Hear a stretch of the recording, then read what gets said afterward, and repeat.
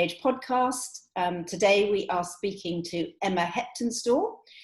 This is a new series for us, a guide to helping women live life to the full, so lots of ideas and tips. Emma is a former lawyer.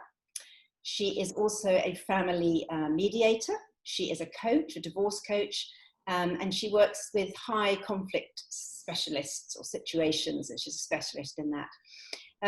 I love, there's a quote, Emma, on your website, I think it is, or on in your book, which is also a fantastic book, How to Be a Lady Who Leaves, all about the best ways to leave if you are going to leave and get a divorce. There was this lovely quote: having a lawyer on your side is good, but having a divorce coach by your side is priceless. I thought that was brilliant. So welcome, Emma. Thank you, Erica. Nice to talk to you. Thank you. I think first question, because of that kind of quote about lawyer versus coach, and I know you were a former lawyer, so you can speak to both parts of that. What is the difference for women who perhaps are thinking of going through divorce, might be further out on the horizon? What's the difference between a lawyer and a divorce coach? Now, I think your frame of reference is a divorce alchemist, which I loved.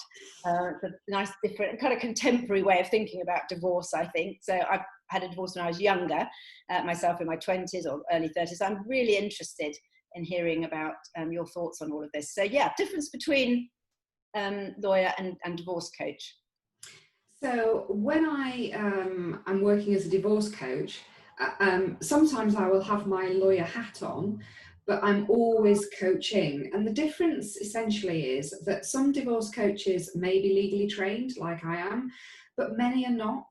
And you don't need to be legally trained or qualified to be a divorce coach. You don't have to have been divorced either. I'm not divorced and currently not married. That's happening later this year. Now, you're getting married on Christmas Eve, I think. Is that right? I'm getting married on Christmas Eve, yes. I'm very excited about that. Fingers crossed with the COVID situation. So how I help ladies predominantly with their divorce that's different from their lawyer is I'm focusing on the journey, the emotional aspects of it, fitting the legal process around that and taking the two forward together. Mm-hmm. Your lawyer may be really gifted at doing that as well, but they may not be gifted at doing it and may not be interested in doing it because you hire a lawyer for legal advice. And you might be paying a lot of money for that legal advice, but whether you're ringing your lawyer to tell them about something that's happened over the weekend or an email or text you've received from your soon-to-be ex-husband, you're going to pay the same hourly rate to them as if you're discussing some financial disclosure or some strategy in the divorce itself. Yeah. So it's sensible to separate the financial matters, the emotional matters, the children matters, and the emotions around those from the legal practicalities. It will save you a lot of time and a lot of money. Got you. Yeah, I like one of your points that you made was save money and save self-esteem, which I thought was really important because coaching, I imagine, being a coach myself on an executive side, is there are different skills, aren't there? Very much different skills. Yeah. Yeah. So when do women generally reach out to you? At what stage of their thinking in the process? I have women reaching out to me at all stages of the process. The most beneficial time that I can help them is at the very beginning. If they get themselves into a pickle midway through, I can help them too. But if I start with working with a woman who is just leaving, then we can put together the divorce plan and the strategies and understand the value base from which they're coming from, work out what it is they really want and need. Because from a lawyer's point of view, a lawyer's going to look at your asset base, the liabilities that you have, and work out what you should be entitled to, what you could get. And that's right and proper. But sometimes you can be in a position where you don't actually want to fight for every single penny that you quote might be entitled to. And actually, if you're understanding of your own value base, you're able to make more informed decisions about whether to, what I call, stick or twist, whether you keep going, whether you settle early. Some women are in a position where they have to keep going because they can't afford to settle on what's being offered, and other women do have that luxury. And if you do have the luxury and you want to move on with your life, and actually what's being offered to you is enough for you and your values and how you want to live, why shouldn't you settle and move on? You mentioned about like kind of don't horse trade your values, and is that because sometimes people get into such a situation they can kind of let go? I think you mentioned sometimes women are prepared to give up more than men, or maybe more easily than men. Is that right? I do find that, yes. If you come to the divorce process feeling angry and betrayed, that anger and bitterness can make you reactive rather than responsive. It can make the pink mist come down, and then you find that you're spending thousands arguing about something that actually in the cold light of day you don't really care about. So if you can be calm and calculated, but not in a negative way when I use the word calculated, but just more strategic about what's really important to you, then you can come to the divorce table with a clear plan. Many women give up because they're in a high conflict situation, they don't know how to handle it, they don't know how to communicate it. They find lawyers that actually sadly exacerbate the problem because they don't do their research about finding a lawyer that's well aware of high conflict situations and how to handle a high conflict other side. So they end up walking away or saying, look, give me the house, you can keep your pension, when unless you've done your proper research, the pension might actually be worth more than the house that you're living in. And then you end up in a negative situation, maybe not now, and you may not realize it for another 5 or even 10 years plus, but you can end up in financial poverty when you didn't need to do it, purely because you just wanted out of a situation that felt uncomfortable at the time. That's such good thinking, such good advice. I actually really like the idea of having a strategy. I think I was perhaps too young, and also, didn't have a coach by my side doing it, certainly. But the idea of having a strategy, it almost provides a more objective perspective on it, doesn't it? Because, you know, it can be highly charged, of course, divorce, and sometimes very sad, a lot of grieving to go through and all of those things. So having a strategy almost kind of makes it a little bit more mechanical, I suppose, in some ways. I mean, that's the mechanics of divorce. What are the things that people need to be aware of, you know, in the sense of there are 4 or 5 things that you always say to people: make sure you do X, Y, and Z when you're thinking of leaving or when you're going through it. Be aware of these things. That's a really great question, Erica. So if you're thinking of leaving and you currently have access to a lot of financial information that you legally have access to, then look at that information, begin to collate it, begin to understand it, begin to think about your future financial life. And that can be really scary. If you are the kind of woman who has been the breadwinner, has done all the family finances, that bit won't necessarily faze you. But if you have been the kind of woman who has basically spent on her credit card, it's being paid off for her every month, and she's not had to think about it, looking at those numbers can be really daunting. In my experience, we all spend to our means, and sometimes a little bit more because we've got access to credit. So those numbers generally tend to be bigger than we think, because when we start to think about that magazine subscription we've forgotten about, that gym class we paid extra for, that bottle of wine with the girls that we've forgotten about, and we actually see in black and white how much we did spend, it's terrifying. But that's some of the best information that you can give yourself, both in the immediacy of the divorce and in your future life, because learning to budget and to financially manage is really important. It's also important for making sure that you're asking for what you truly need on your For Me, which is one of the documents you need to fill in. And if you have low self-esteem, you can fill in that document from a place of lack, saying, but if the truth is, you have had your nails done every month, you do get your hair blow dried every week, you do have a really expensive gym membership, and you do go out for dinner with the girls without thinking about it, that's the life you live.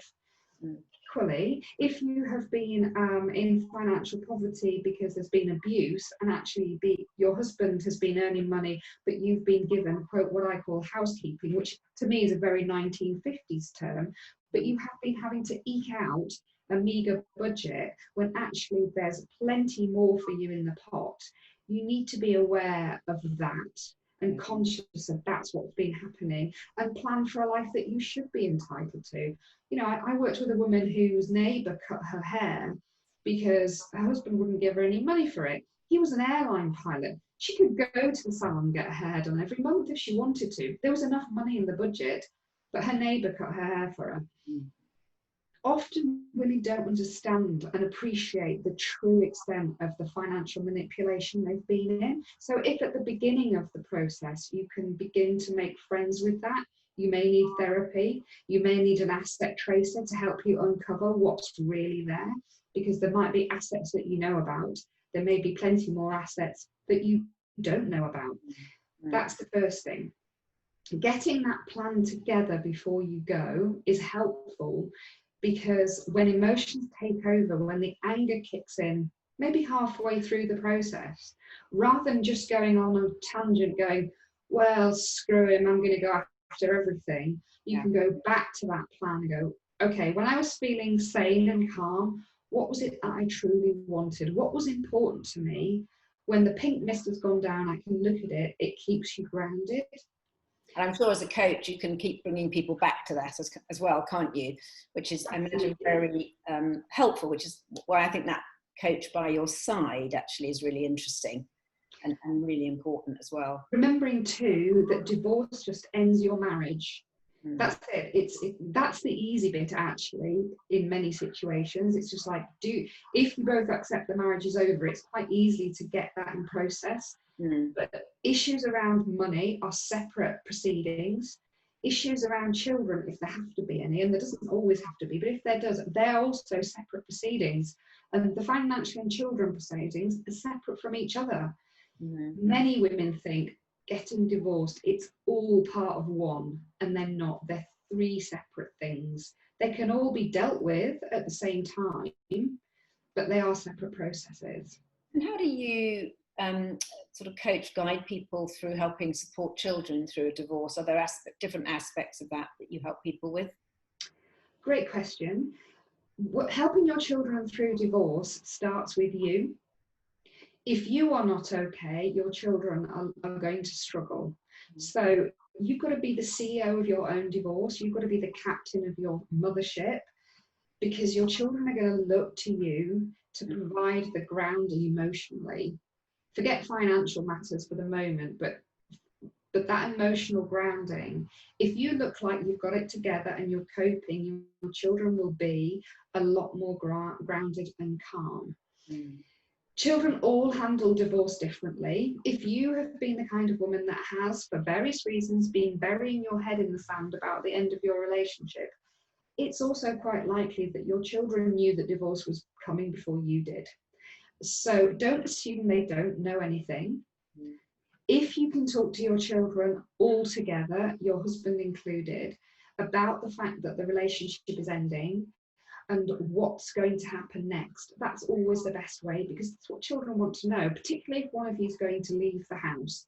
Whether it's you with the children, whether it's him with the children, whether it's him on his own, what's happening? Tell them what's going to be happening next, and also when they're going to see the other parent next, because that's really helpful to them. If you've got children of varying ages, try and tell all the children together in the most age-appropriate way for the youngest child. That way, even if they're 2 and 3 years old, they won't know what's going on, but they'll sense something's happening and they'll want to feel included. They'll probably get bored after a very short period of time and go off, and that's fine. But the older your children are, the more questions they're likely to have. So be prepared to answer those questions in an age-appropriate way. Remembering that even if your children are nearly adults themselves, they don't need the nitty-gritty. The intimacy of your relationship breaking down and why is none of their business. Even if your children in your 30s, some of that information is none of their business, and it's okay to say that. So have boundaries about what you tell them. Yeah, good. That makes a lot of sense. And linked to boundaries, I'm just interested when you talked about, some women can be in a situation perhaps where they are manipulated into agreeing certain things. And I think this links to self-esteem probably as well, and confidence. It may be that the relationship is imbalanced in some way, imbalanced. What advice do you give women who maybe are kind of, as you said, about to kind of give things up, or actually feel very, I don't want to say bullied into a situation, but maybe manipulated into a situation and don't maybe have the knowledge, or probably more the self-esteem is what I'm thinking about, to fight back or to challenge those situations? The first thing I would say, that unless they're physically at risk, or they think that assets are about to be dissipated, so that means hidden or sold or got rid of, is to do nothing and just to take a step back and breathe. Because when we get into that reactive place, we're not thinking logically, and we actually tend to listen to our own mind monkeys about how we can't do this, how we're not good enough, how we don't deserve it, how he's financially stronger, that makes him cleverer than we are. So if you have the ability to step back, do. Get a lawyer straight away if you are being abused physically, if you are being abused emotionally to an extreme level. You may be entitled to some public funding to support you. That's help from a solicitor for free. If you think that assets are being hidden or sold, you need legal advice immediately. If you're not in that position, but you're feeling quite intimidated, reach out for support. Speak to your GP, speak to a divorce coach, reach out in the various Facebook communities that there are for people who are in the situation that you find yourself. Emotional abuse is abuse. Financial abuse is abuse.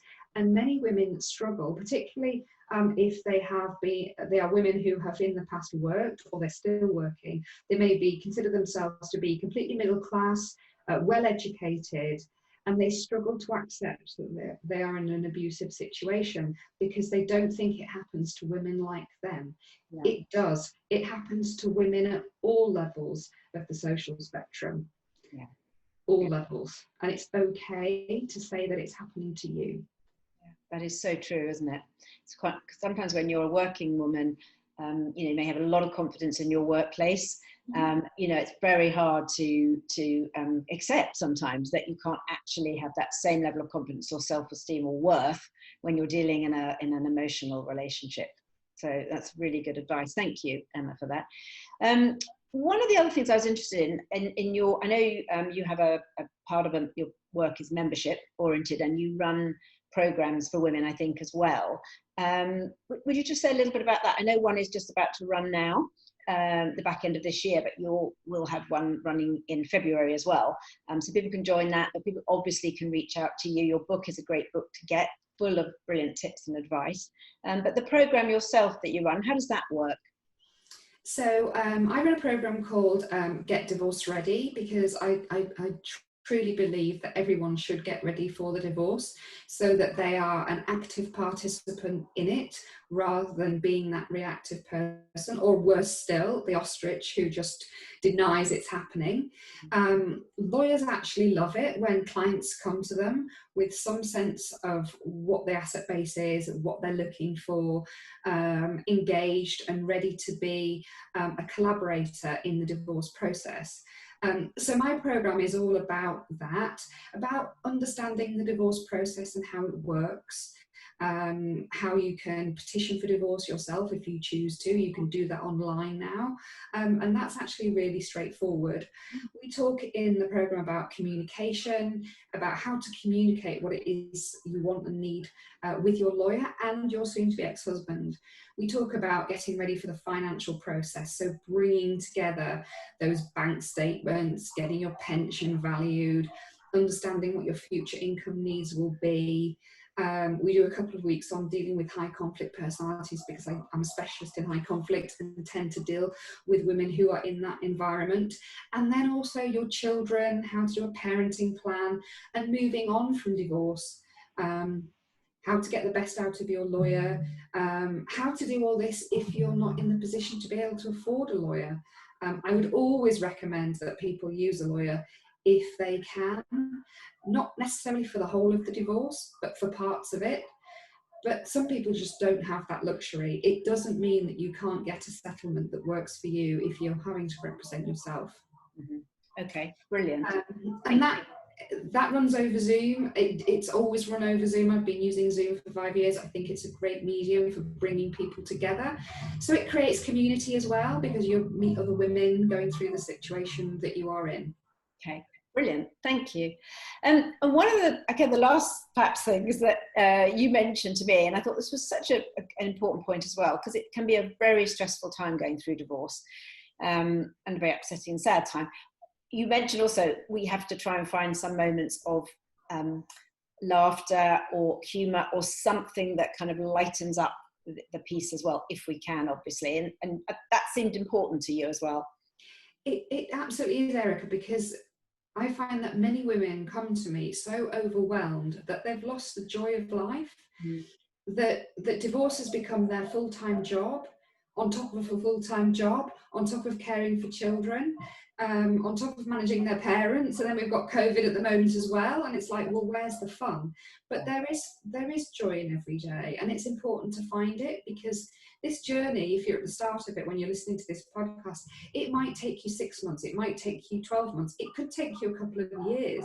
You know, there's horrendous backlogs in the court at the moment, sadly.